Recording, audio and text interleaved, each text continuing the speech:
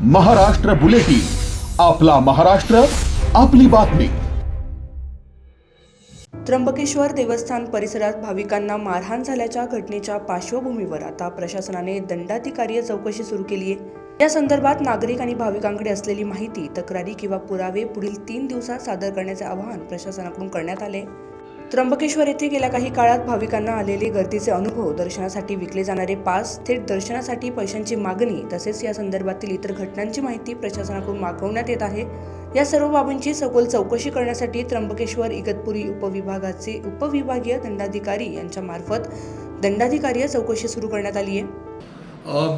त्र्यंबकेश्वर मंदिर परिसरमध्ये झालेल्या मारहाण नंतर पोलीस विभागाने त्याच्यामध्ये गुन्हा दाखल केलेला सुमोटो आणि याच्यामध्ये एक फार गंभीर दखल शासनाने आणि प्रशासना स्तरावर घेण्यात आलेली आहे। सर्व संबंधितांना विश्वासात घेऊन याच्यामध्ये एक प्रांत अधिकारीच्या माध्यमातून एक चौकशी करण्यात आली आहे। या चौकशीचा मूल हेतू आहे की सगळे गोष्टी यासारखी घटना भविष्यात घडू नये आणि सर्व समाविष्ट गोष्टीच्या पडताळणी करण्यात यावा। सुरक्षा असेल, भाविकांना देण्यात येणारे सुविधा असेल, त्या ठिकाणी जो काही लाईनिंगची सुविधा असेल, लोकांना येणारे अडचणी असेल आणि त्याला कसं आपण चांगल्या पद्धतीमध्ये हाताळू शकतो, भविष्यात असा घटना घडू नये, कुठल्याही प्रकारचे म्हणजे यासारखी दुर्दैव गोष्टी अजिबात घडू नये याच्यासाठी कसा करता येतो, याच्यासाठी अबाउट 3 आठवड्याची वेळ देऊन याची चौकशी लावण्यात आलेली आहे। प्रांत अधिकारी याच्यामध्ये स्वतंत्ररित्या चौकशी करत आहे, तपासणी करत आहे, प्रत्येक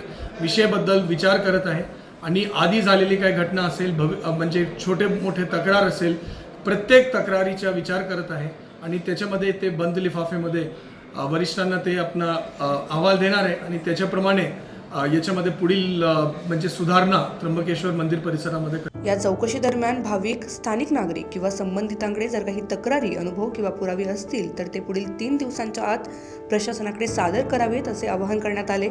प्राप्त झालेल्या माहितीच्या आधारे पुढील कारवाई केली जाणार असल्याची माहिती प्रशासनाने दिली आहे। Bureau report, Maharashtra bulletin, Nashik. Maharashtra bulletin, आपला महाराष्ट्र, आपली बातमी।